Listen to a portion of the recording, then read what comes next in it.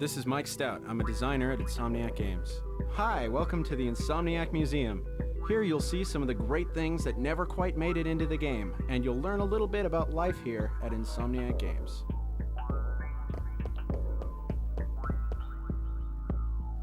Hello, my name is Brian Allgeier, the design director at INSOMNIAC Games. These floating spherical monstrosities are the elusive gravity spheres, which were originally going to be included in Silver City. They proved to be too difficult, and a bit nauseating, to be included. They are preserved here for posterity. Swing shot up to try running around one, and then swing shot again to get off the sphere.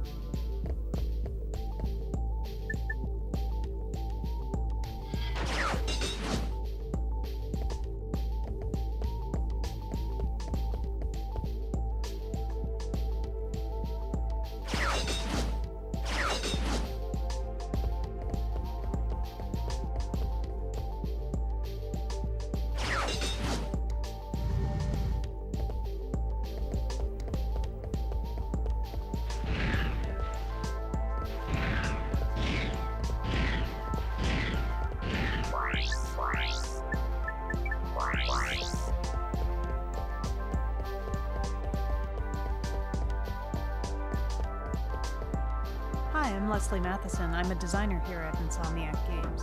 This was intended to be the water system for Ratchet and Clank. However, as even this little patch of water taxes the game engine to its limits, a modified and severely optimized form was what eventually made it into the game. To see this patch in action, press circle.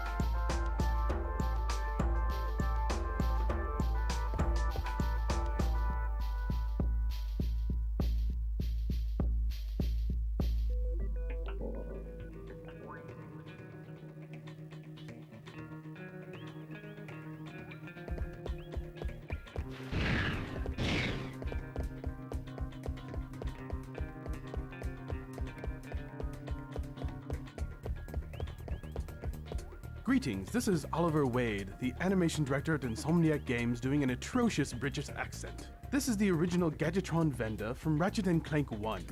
The official reason it was cut had something to do with saving memory. The real reason has a lot to do with squirrels, hacksaws, and our lawyers. I can say no more, because I am no longer able to do this accent.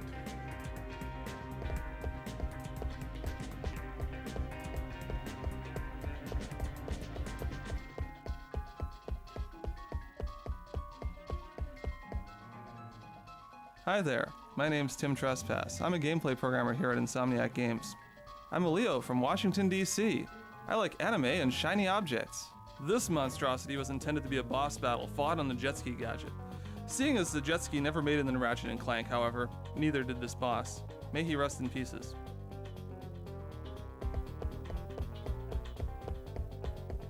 Hi, my name is Sean Whistler, and I'm a tester here at INSOMNIAC Games. This guy was originally intended to be an enemy in the ill-fated jet ski level that never made it into Ratchet and Clank 1. A moment of silence, please, for this gentle giant, torn down in his prime.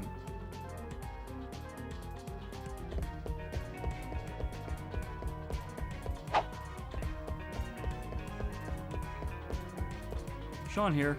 Don't worry, Ratchet. You wouldn't have had to fight this monster even if he did make it into the game. This giant bug ship was intended to act as scenery only, flying from place to place to ensure high detail on buildings, while leaving the play area open.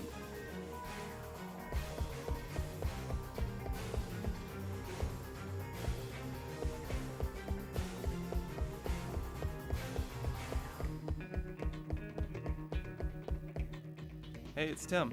This car was originally going to be included in the battle with the giant robot on Snivelak. Unfortunately, its lack of heavy weaponry proved its bane. It now calls the INSOMNIAC Museum its home.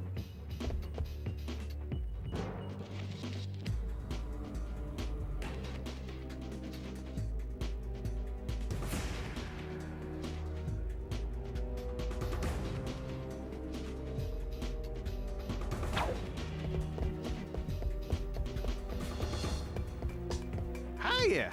This is Oliver Wade, the animation director here at INSOMNIAC Games. The three-headed Hydra was a big cut from Ratchet and Clank 1. It was originally intended as a mini-boss on Pokitaru. Ratchet battled this beast whilst riding a boat through blowfish-infested waters. However, it didn't end up being that much fun at all.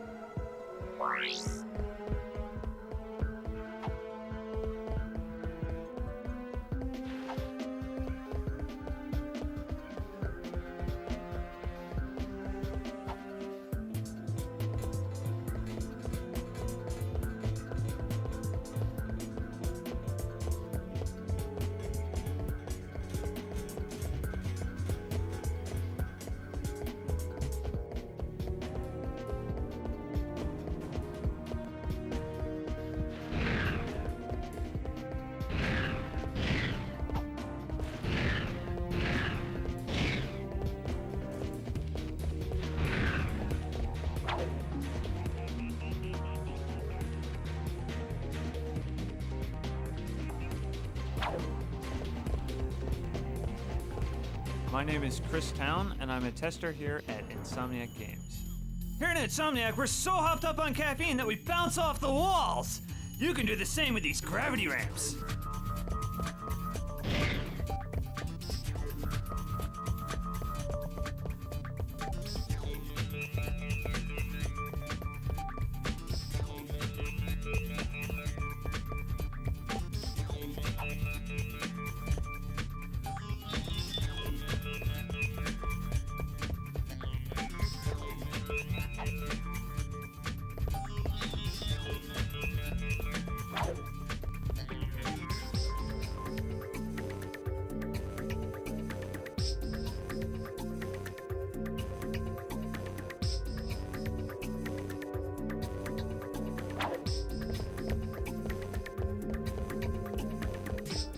Hi, my name is Tony Garcia and I'm a programmer at INSOMNIAC Games. This wonder of an explosion was created especially for Ratchet and Clank 2. Its extreme versatility allowed it to creep in many different places in the game. You'll even see it in the electrolyzer puzzles. Stand on the blue pad to make your own explosions.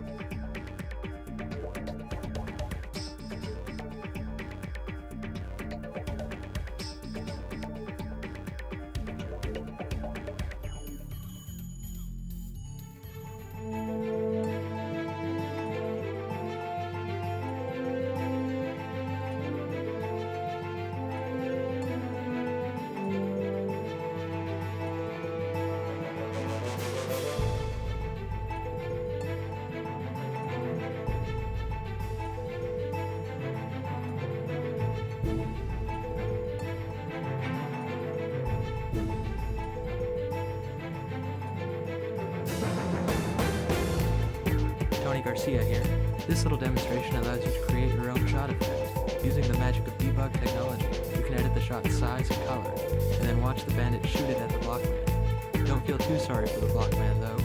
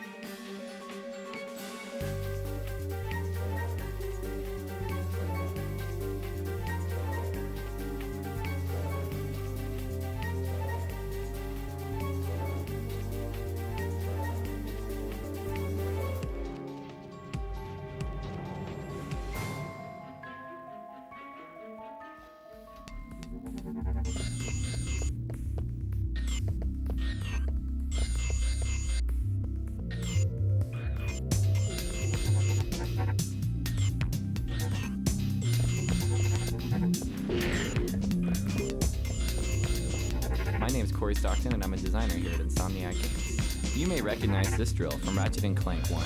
It was held by a large construction worker who gives you a lump of veritanium. This was originally a weapon called the Revolverator. Ratchet would strike enemies with it and then spin them over his head.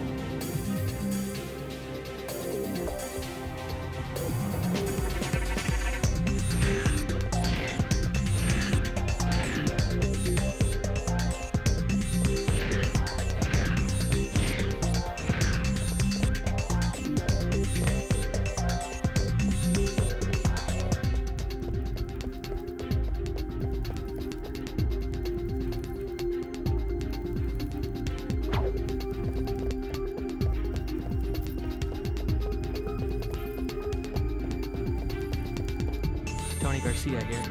Using these 3 blue pads, you can edit the 3 particle effects in the center of the room. Go ahead, play around with them. You can achieve some truly great effects this way.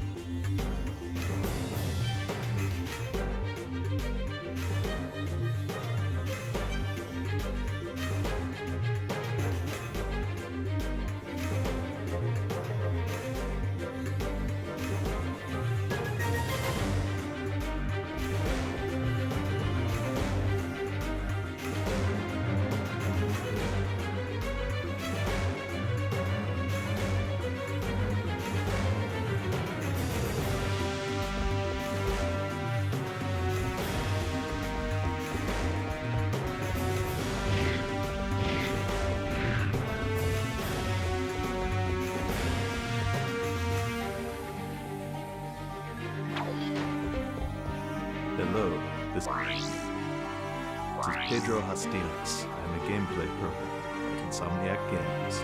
This dummy was created to test the new reaction system which we added to Ratchet and Clank 2. With this system, enemies would always be sure to react appropriately to being damaged without a ton of hassle. Go ahead and hit him. He won't mind.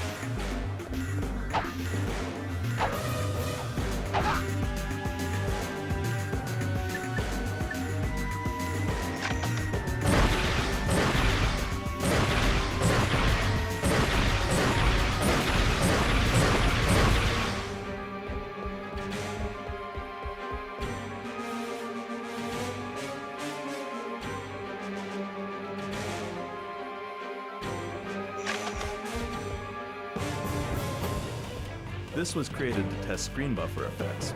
Screen buffer effects are used to create things like distortion bubbles and heat hazing. This, however, ends up looking like a hall of mirrors. Can you guess why?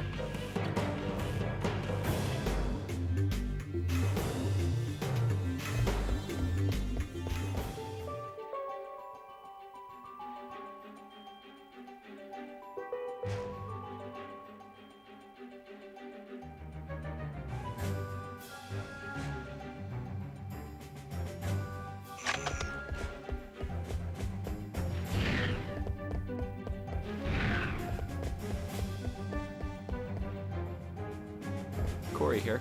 This monstrous robotic squid was created for one of the Ratchet and Clank 2 prototype levels. Since that level never made it into the finished game, however, neither did poor Squiddy.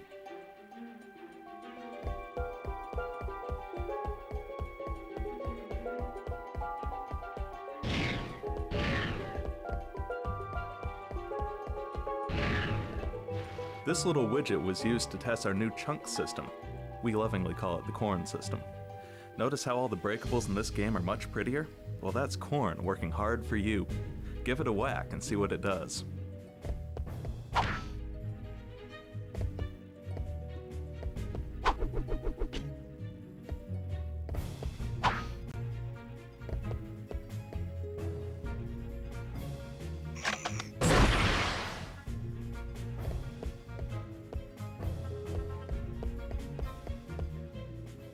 Mike Stout here. Fear the random robot NPC. This robot never made it into Ratchet and Clank 1 because of the fabled Day of Poultry, when chickens swarmed over our offices and pecked the computer holding this mechanical darling to pieces. We were able to retrieve her eventually, though.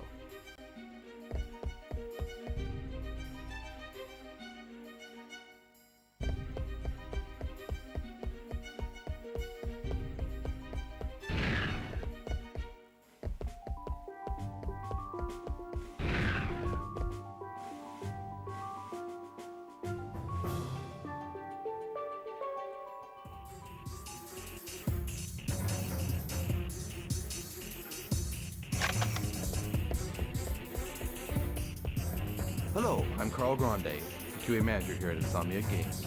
This gadget was originally intended for Ratchet and Clank 1. Unfortunately, it didn't make the cut, and so never saw the light of day. It now makes its home here at INSOMNIAC Museum, gone, not forgotten.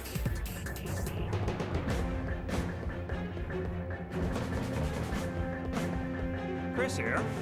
This helmet was the original model for the Hologuise gadget in Ratchet and Clank 1. It was eventually changed to the handheld model you see in the finished game for reasons unknown. However, we once again suspect it was due to the squirrels with hacksaws.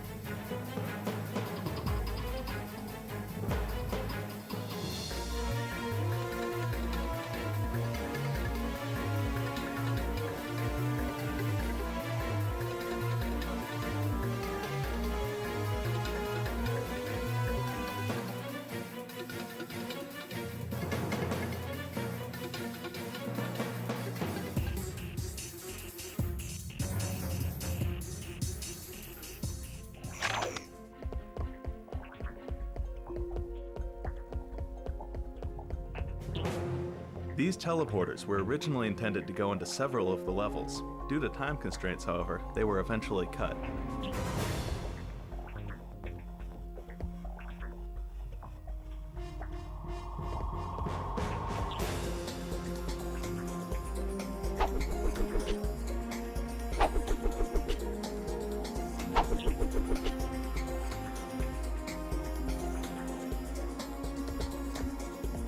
Brian Allgeier here. These escalating rows of blocks were used when we were in the early stages of creating Ratchet and Clank 1. They were used to test Ratchet's jump heights and jump distances to see which would be the most fun.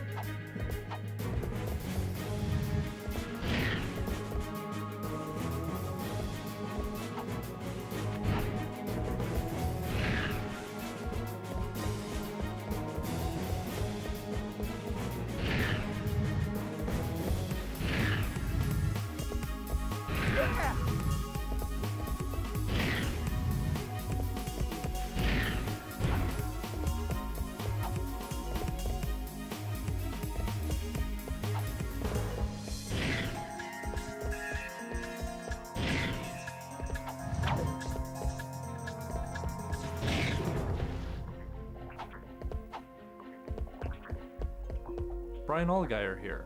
These walls, which range from narrow to wide, were used to test wall kick distances for the original Ratchet and Clank.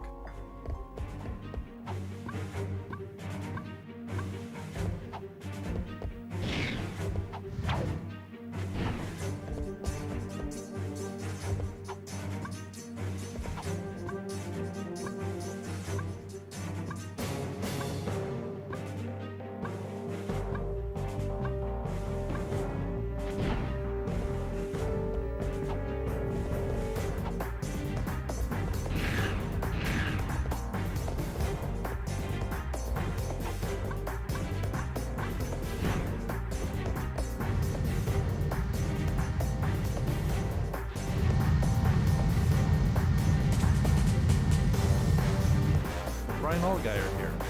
These ramps get steeper and steeper as you go on. They were used to test how Ratchet's feet respond to different floor angles. It also helped establish that a 45-degree angle was the sharpest that Ratchet should be able to walk up.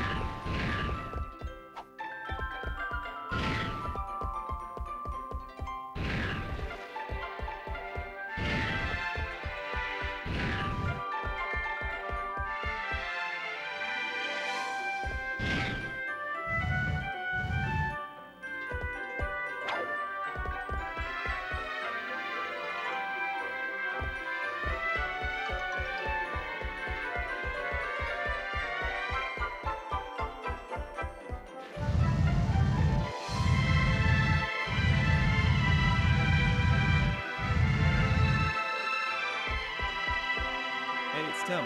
This car was originally going to be